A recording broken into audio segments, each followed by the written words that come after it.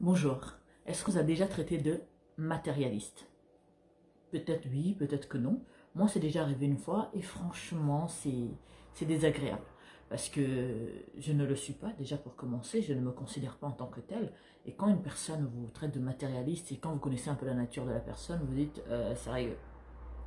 Alors, on doit s'intéresser au mot matérialiste. Beaucoup de personnes, surtout ça arrive que les hommes traitent les femmes de matérialistes. Mais ils ne savent pas ce que ça signifie réellement. Alors, on va s'intéresser quand même à ce mot. Donc, j'ai cherché la définition du mot matérialiste qui est orienté, donc une personne matérialiste, c'est une personne qui est orientée vers la seule recherche de satisfaction matérielle. Bon, jusqu'à là, vous allez me dire, bah oui, si la personne est seulement intéressée par le matériel, bah oui, il est matérialiste. On continue. C'est quoi le matériel? On doit connaître la définition du mot matériel. Donc là, on nous a défini une personne matérialiste, donc c'est une personne qui trouve sa satisfaction dans le matériel. Mais c'est quoi le matériel? La définition qui me dit qui est de la nature de la matière, constituée par de la matière, donc la nature de la matière constituée par la matière, donc entre parenthèses, qui s'oppose à l'idéal et spirituel. Parce que ce qui est spirituel, on est d'accord qu'on ne peut pas le toucher. Spirituellement, on le voit, on peut le voir, on peut le distinguer, mais physiquement, on ne le touche pas. Et tout. Donc le matériel, c'est un objet, c'est quelque chose qui est palpable, qui est solide, qui est liquide. Je veux dire, c'est quelque chose qu'on peut malayer, qu'on peut toucher, qu'on peut, voilà. Vous avez bien compris ce que je... Bon, j'espère que je vous ai bien expliqué où je vais en venir. Donc, je répète la définition du mot matériel, donc qui est de la nature de la matière, constituée par la matière.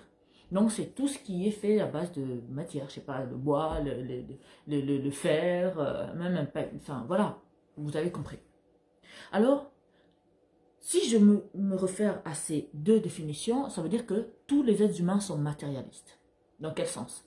Parce que, déjà, à la base, quand tu regardes la télé, bah, la télé, c'est palpable, tu peux toucher, enfin, voilà. Même quand tu te laves avec ton gel douche ou bien ton savon dur que tu dois te laver avec, les vêtements qu'on porte, la table dans laquelle je suis en train de faire cet enseignement, d'enregistrer cet enseignement, la chaise sur laquelle je suis assise. Parce que si je me réfère à de la matière, bah, c'est ça, quoi, à moins que je me trompe, on est bien d'accord. Alors, on doit vraiment faire très attention, surtout de nos jours, vous avez des hommes très avares, très égoïstes, très radins, qui ne veulent absolument pas dépenser avec la personne avec qui ils sont en train de sortir, ou mariés, ou fiancés. Du coup, la seule échappatoire, c'est l'excuse, pardon, la seule échappatoire et l'excuse qu'ils vont avoir, c'est matérialiste. Mon gars, si tu es radin, si tu es avare, c'est ton choix. Tu es libre de décider d'être comme ça, mais ne traite pas à l'autre d'être matérialiste. Parce que toi, tu ne veux pas mettre ton matériel ou ton argent en place. Parce que si tu as du gel douche chez toi pour te laver, si tu as un peigne pour te peigner les cheveux, si ça t'arrive d'aller voir le coiffeur même une fois dans l'année, bah, je suis désolée, tu trouves satisfaction dans ce que tu es en train de faire. Parce qu'on me dit que non, qui oriente vers le seul recherche de satisfaction matérielle. Et tout. Bah, j'ai besoin de beaucoup de choses pour satisfaire ce que je veux. Par exemple, quand je mange un très bon chocolat au lait avec de grosses noisettes entières à l'intérieur, je suis comme un enfant dans un magasin de jouets, je suis satisfaite. Alors, est-ce que ça fait de moi une personne matérialiste? Après, faites attention. Je sais qu'il y a des personnes qui n'ont même pas encore payé leur loyer, mais elles ont envie de payer un sac de 500 € ou des chaussures de 600 €. Là, c'est être insensé.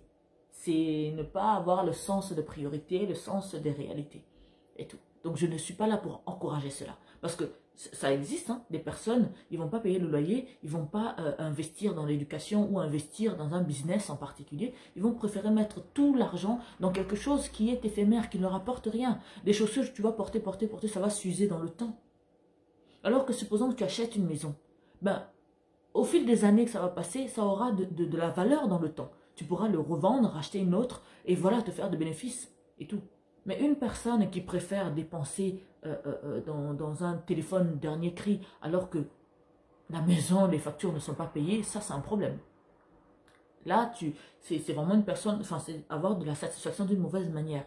Après, si tu as énormément d'argent à dépenser, bon, pourquoi pas, tu fais ce que tu veux de ton argent. Mais paye ce qu'il y a à payer et le reste, fais-toi plaisir. Je vais prendre un exemple. Il y a une personne qui ne fait plus du tout partie de mes connaissances qui avait besoin d'argent pour son fils et c'était la rentrée scolaire. Et bon, ça se trouvait que j'avais 100 € et puis ça ne me dérangeait absolument pas de le donner. Je regrette de parler de ça parce que j'aime bien quand même donner des exemples concrets pour que vous puissiez comprendre que quand je vous enseigne, ce n'est pas juste des choses imaginaires, enfin, c'est pas des choses imaginaires, quoi. C'est des choses que j'expérimente moi-même et que j'essaye de m'efforcer moi-même de fonctionner selon la volonté de Dieu. Tout simplement. Mais, parce que, pourquoi je dis je regrette? Parce qu'on dit quand la gauche donne, la droite ne va pas savoir. Donc, je tairai le nom de la personne pour éviter cela, justement. Mais je vous donne cet exemple pour vous édifier. Donc, je donne 100 € à la personne pour acheter des vêtements pour la rentrée scolaire, à l'époque, pour son fils, sachant que le fils n'allait pas encore à l'école. Mais comme c'était la rentrée, donc la personne avait, avait émis, on va dire, le désir d'acheter des nouveaux vêtements pour la rentrée scolaire à son enfant. Du coup, je me dis, bon, allez, j'ai 100 €, hop, ça ne me coûte rien, et encore, c'est un petit, les vêtements pour enfants, vu que les enfants grandissent beaucoup, donc ça ne coûte pas trop cher. Donc voilà, avec 100 €, tu peux lui acheter quelques tenues, et puis voilà.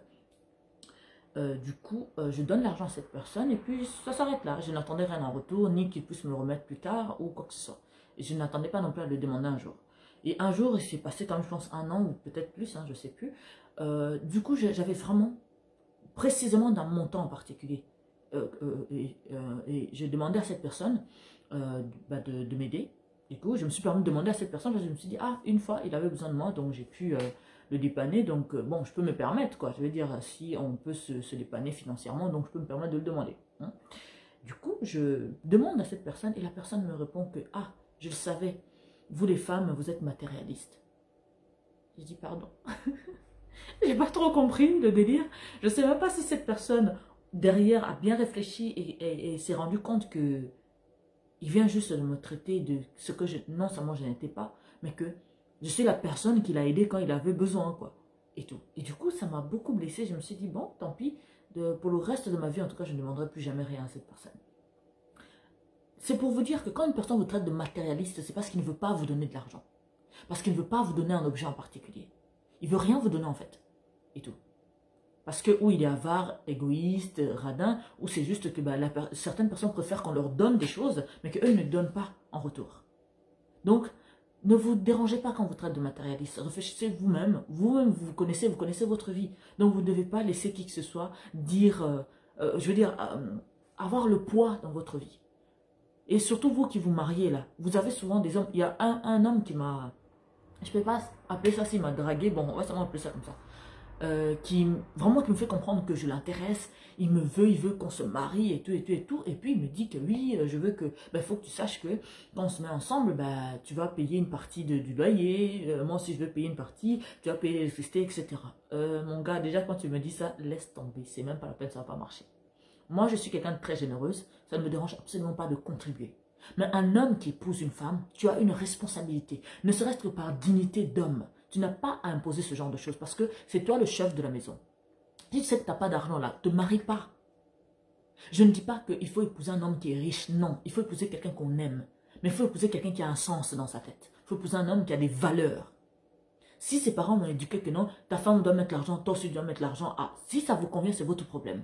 Mais si on part dans la logique même des choses, le mari est le chef de la famille. Et la femme est là pour soutenir, aider, être un soutien pour ce mari. Si ça devient que non, tu dois payer ça, moi aussi je dois payer ça, toute votre vie, ce gars-là, on n'espère même pas qu'il va te faire un cadeau un jour. C'est mort. Donc, le jour de Saint-Valentin, là, tu oublies les chocolats, tu oublies les fleurs, tu oublies tous les cadeaux que tu aspires à avoir, parce qu'il va te rappeler que oh non, il y a telle chose à payer. Ce genre d'homme, j'en ai déjà eu dans ma vie et je ne le conseille à personne. Parce qu'ils vont vous faire ça toute votre vie. Vous allez dire que non, non, c'est pour contribuer. Oui, mais vous allez contribuer jusqu'à la fin de votre vie. Et il ne fera jamais d'effort. Il va considérer que non, tu dois payer ça. Non, mon gars. C'est toi le chef de la famille. C'est toi qui as l'initiative de vouloir épouser quelqu'un. Donc, prépare d'abord ta vie financièrement comme il faut. Et même si ta femme est PDG ou elle gagne 100 000 € par mois, elle est libre de contribuer. Mais ça ne se fait pas de dire que non, tu vas payer ça, tu vas faire ça. Tu crois que... Non, mais ça n'a pas de sens. Les gars, si vous n'avez pas d'argent, alors préparez-vous avant. N'allez pas chercher la fille de truc pour lui imposer quoi que ce soit, même si elle a l'argent ou qu'elle n'a pas l'argent. N'avez pas à imposer ce genre de choses. Ça n'a pas de sens. Votre femme est là pour vous soutenir, bien sûr. Je suis pour le fait qu'on se soutient mutuellement. Mais je n'épouserai jamais un homme qui estime que non, je dois payer la moitié du loyer, je dois payer la moitié de l'électricité. Non, mais on est colocataire ou quoi? Au bout d'un moment, il faut savoir ce que vous voulez, quoi. Dans ce cas-là, si je dois payer moitié-moitié, donc moi aussi, je porte la moitié de la culotte dans le foyer. Vous voyez ce que je veux dire? Donc, à un moment donné, il faut vraiment faire très attention. Avant de continuer, donc je vous invite hein, à méditer, Luc 16, 10 à 11, et Ecclésiaste 10, verset 19 qui me dit. Parce que les gens disent, oh oui, l'argent ce n'est pas bien. Hey, quand tu vas aller te soigner, c'est avec l'argent que tu vas aller te soigner. Quand tu vas aller en vacances, c'est avec l'argent. Quand tu veux t'acheter quoi que ce soit, même quand tu veux t'acheter un bonbon ou de l'eau, c'est avec de l'argent. Donc on arrête de vous mentir dans la tête que non, aimer l'argent, c'est... Non, on ne dit pas d'adorer l'argent et devenir esclave de l'argent, être capable de faire tout et n'importe quoi pour l'argent. Mais détester l'argent, donc ça veut dire que tu vas vivre dans la pauvreté. Quand tu vis dans la pauvreté, là, tu deviens aigri, envieux, tu regardes les autres, tu les envies. Donc dis-moi, en quoi c'est bon de détester l'argent? Ça ne sert à rien.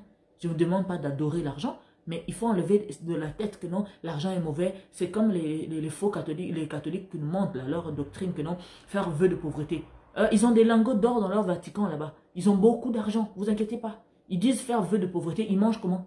Ils dorment comment? Leur électricité, ils le payent comment? Donc il faut arrêter quoi. Donc, je vais vous dire Ecclésiaste 10, verset 19 qui me dit « On fait des repas pour se divertir, le vin rend la vie joyeuse et l'argent répond à tout. » Pourquoi on me dit dans la Bible que l'argent répond à tout? Si vous commencez à me raconter le contraire, que non, il ne faut pas aimer l'argent, il faut faire vœu de pauvreté. Oh, tu es matérialiste si tu demandes l'argent, tu es matérialiste si tu veux ceci, cela. Absolument pas. C'est parce que vous êtes égoïste, c'est parce que vous êtes radin, parce que si je te donne l'argent, tu ne vas pas dire non. Donc pourquoi me dire à moi que je suis matérialiste quand j'ai besoin d'argent? Non, je suis désolé. Je continue.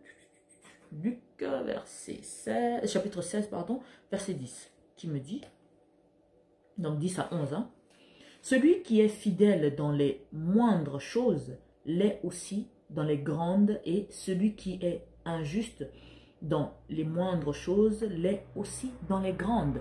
Donc les hommes qui vous disent, qui sont en train de vous sortir que non, oh non, moi j'aime pas les femmes matérialistes, j'aime les femmes qui travaillent, tu dois contribuer, moi aussi je dois contribuer, ma fille. C'est parce que souvent il va te dire hein, que tu as l'argent, donc fais. Il va refuser de contribuer. Parce que beaucoup d'hommes qui ont ce genre de langage, une fois que vous mettez avec eux, vous vous rendez compte que finalement c'est vous qui allez contribuer et eux ils vont rien faire. Ils vous sortiront toujours des excuses et tout. Donc faites très très attention. Quand j'ai dit ça, c'est valable aussi pour les hommes, hein, donc faites attention. C'est vrai que quand on est deux à travailler et qu'on a un projet en commun, c'est bien de contribuer tous les deux. Mais si ça devient que non, la femme doit contribuer. Donc c'est comme si vous étiez en colocation, au bout d'un moment, bah, la femme ne se sent pas femme dans le foyer. Elle sent que non, oui, moi aussi je contribue, donc j'ai aussi mon droit de veto de tenir tête à mon mari. Donc en gros, on est deux hommes à la maison, quoi. Donc à un moment donné, non. Je ne dis pas que parce qu'une femme contribue, elle devient l'homme à la maison. Non, il y a contribuer et contribuer. Donc, on puisse bien faire la différence. Je continue verset 11. Si donc vous n'avez pas été fidèle dans les richesses injustes, qui vous confiera les véritables? Donc, ces gens d'hommes aussi, dans les choses de Dieu là, ils ne sont pas fidèles à respecter la parole de Dieu, à respecter tout ce que Dieu nous demande. La gentillesse, la bienveillance, prendre soin des autres, etc. Donc, dans les choses de Dieu, ils feront... Enfin, c'est des personnes qui ne promettent rien de bon, quoi. C'est pour cela qu'il faut vraiment, messieurs, dames, vous mettre avec des personnes qui vous aiment, des personnes qui ne sont pas égoïstes, des personnes qui sont là pour vous et que vous aussi, vous êtes là pour eux. Parce qu'une personne commence déjà à vous dire dès le début de la relation que moi, j'aime les femmes qui travaillent. Parce que j'ai remarqué ça dans les milieux africains. Je ne dis pas que les autres communautés, c'est mieux, mais j'ai remarqué ça dans les milieux africains. Oh, surtout ceux qui habitent en Europe, là, et tout. Oh, moi, j'aime les femmes qui travaillent. En Afrique, il y a des femmes qui travaillent, qui gagnent beaucoup d'argent. Mais leur mari, même s'il gagne un peu par rapport à eux, c'est le mari qui met un point d'honneur. Ça reste encore des hommes dignes, oh mon Dieu. Il met un point d'honneur à être celui qui subvient aux besoins de sa femme. Vous avez des femmes d'affaires hein, qui travaillent, qui gagnent très bien leur vie et qui sont mariées à des hommes peut-être qui gagnent aussi très bien leur vie ou même moins. Mais l'homme met un point d'honneur que non, je paye le loyer, je fais ceci, je fais cela et tout. Et si peut-être il reste quelque chose à faire et que, bon, j'ai plus d'argent, oui, tu peux contribuer si tu veux. Mais il se donne un point d'honneur à rester des lions, à rester des alphas, à rester celui qui est en train de subvenir aux besoins de ceux. Vous savez, hein, il y a certaines choses il y a certaines choses, je viens de parler en égal. Il y a certaines choses que, au nom de la dignité, qu'on ne peut pas se permettre de changer parce que l'évolution, le monde a évolué. Non, non, non, non, non, non, arrêtez.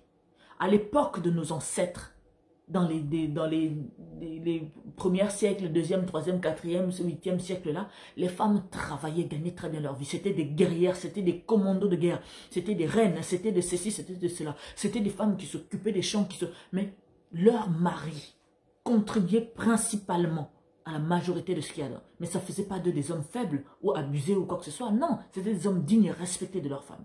Alors réfléchissez, messieurs, vous qui êtes avares là, vous allez aussi tomber sur des femmes qui vont vous faire comme ça. Je ne vous le souhaite pas, mais faites vraiment très attention. Donc, ne vous laissez pas traiter de matérialiste parce que ça n'a vraiment pas de sens. Tout ce qui nous entoure, c'est du matériel. Tout ce qu'on fait, tout ce qu'on mange, tout ce qu'on porte, c'est des choses palpables. Ce n'est pas l'esprit. Je ne mange pas en esprit. Je ne me lave pas avec de l'eau spirituelle pour être propre le matin quand je me réveille. Je ne m'assois pas sur un canapé spirituel. C'est un canapé qui demande qu'on puisse dépenser de l'argent pour s'asseoir dessus. Donc à un moment donné, messieurs, on arrête. Là, je dis messieurs, mais c'est valable, le conseil est pour les deux. Mais j'insiste vraiment sur les messieurs parce que c'est un cas que j'ai beaucoup rencontré. Vous avez beaucoup de femmes qui se plaignent que non, les hommes, même s'ils gagnent plus que toi, ils veulent que tu contribues. Je ne refuse pas de contribuer, mais l'attitude. Donc ça devient comme si on était en colocation, tu dois payer ton loyer, tu dois faire ceci. Oui, mais à quoi ça me sert d'épouser un homme si je sais pas, ça ne veut pas dire que l'homme c'est le matériel, non, mais faut avoir garde ta place de dignité, quoi, de roi. Sinon, je ne vois pas l'intérêt, quoi. Vous voyez ce que je veux dire? En tout cas, que Dieu vous bénisse infiniment. Je vous laisse méditer là-dessus, sur Luc 16, 10, chapitre 16, versets 10 à 11, et Ecclésiaste 10, verset 19. Donc, vraiment, même la Bible dit que l'argent peut tout. Donc, pourquoi on va me raconter le contraire? Donc, ça, c'est de l'hypocrisie, c'est être insensé, parce qu'aujourd'hui, si tu n'as pas l'argent, bah, tu dors dehors. Donc, je suis désolée. Que Dieu vous bénisse infiniment. Je vous laisse méditer là-dessus. Et je vous souhaite une très bonne journée. On est samedi aujourd'hui, sauf erreur de ma part. Donc, n'hésitez pas à vous abonner à notre chaîne. Hein. Donc, vous allez sur YouTube, vous tapez Centre de Gloire Emmanuel. Et sur nos pages Facebook, Apôtre Olivier Kombola officiel et Apôtre Harmonie. Et voilà, j'ai rien oublié. N'oubliez pas de cliquer sur la cloche de notification quand vous allez vous abonner. Et on a plus de 280 vidéos à disposition pour vous faire grandir spirituellement, vous nourrir spirituellement. Alors on vous invite à les écouter, à les méditer sans modération, à être à l'écoute du Saint-Esprit et à être béni infiniment parce que vous le méritez. Que Dieu vous bénisse infiniment. C'était tout pour moi aujourd'hui. Que la joie du Seigneur vous accompagne tout le long de votre vie. Et je vous dis à demain. C'était l'Apôtre Harmonie. Ciao!